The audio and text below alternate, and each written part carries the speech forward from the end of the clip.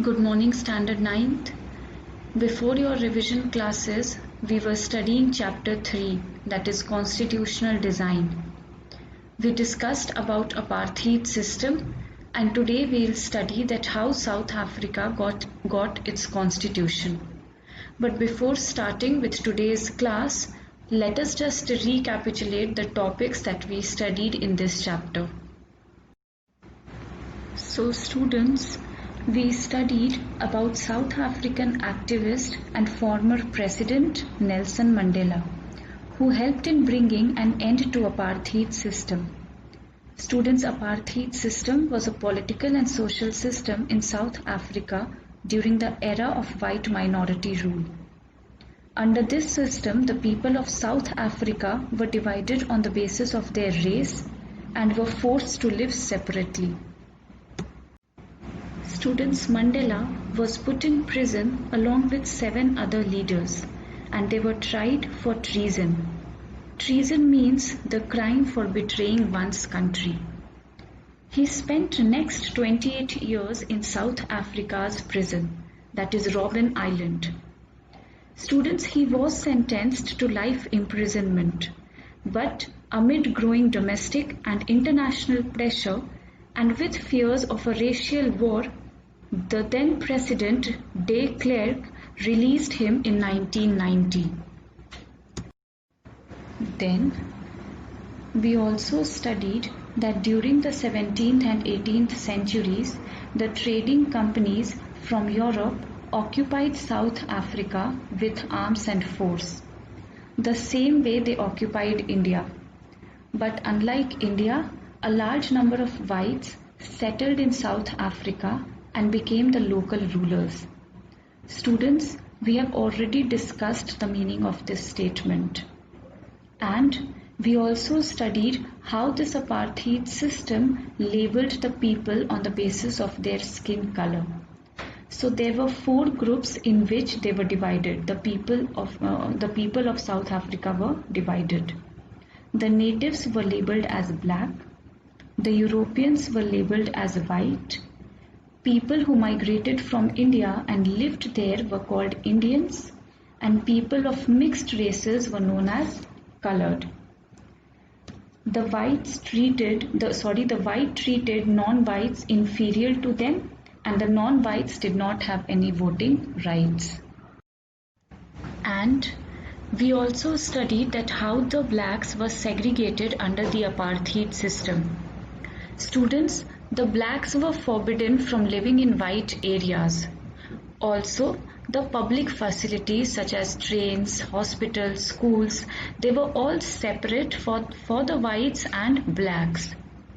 The blacks were also not allowed to form associations or protest against the terrible treatment that they went through at that time. So students, till here we have already studied. Now let us move ahead.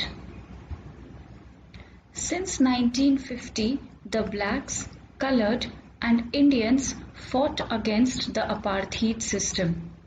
And the African National Congress was the umbrella organization that led the struggle against policies of segregation.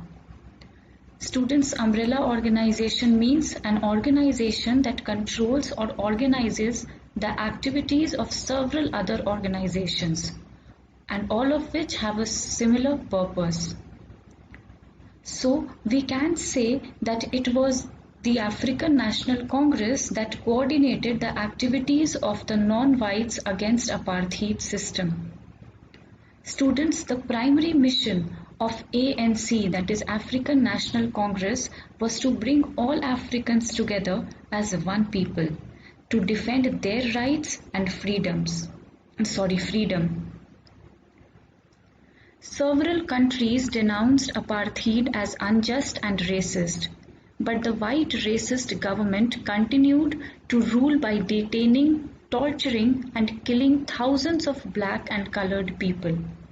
Students, denounce means to publicly declare something to be wrong or evil.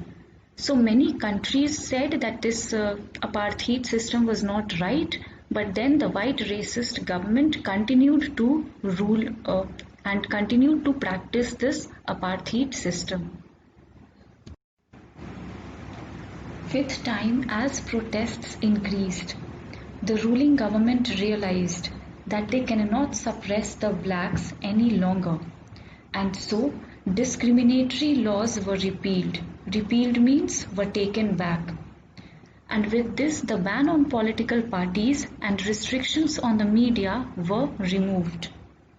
Students' increasing local and international pressure on the government, as well as the realization that apartheid could neither be maintained by force forever nor overthrown by the opposition without considerable suffering, eventually led both sides, that is blacks and whites, on negotiation table.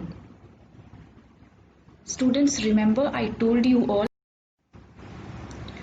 that Nelson Mandela walked out of prison in 1990, and he led the African National Congress in the negotiations with the minority government for an end to apartheid and the establishment of multiracial government. Finally, at the midnight of 26th April 1994, the new national flag of the Republic of South Africa was unfurled. The apartheid government came to an end, paving way for the formation of a multiracial government. So students, general elections were held in South Africa between 26th and 29th April 1994. The elections were the first in which citizens of all races were allowed to take part, and were therefore also the first election held with universal adult suffrage. That means giving right to vote to all the adult citizens of a country without any discrimination. African National Congress won an electoral majority in the country's first free election, and Mandela was elected South Africa's president in 1994, a position he held until 1999. And then the party that ruled through oppression and the party that led the freedom struggle, that is the white and the blacks, sat together to draw up a common constitution for the entire country. And finally, after 2 years of discussion and debate, they came out with one of the finest constitutions the world has ever had. Students, this constitution gave its citizens most extensive rights. Extensive means something that covers a lot of area, something that has a wider scope. So we can say that this constitution gave its citizens a lot of rights.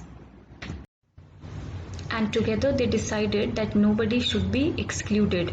They agreed that everybody should become a part of the solution. So this decided that there won't be any type of discrimination and no one should be treated as a demon. This means that nobody will be tortured, no matter what they have done in the past. So students, that's all for today. Please read the topic from your textbook. Thank you, students.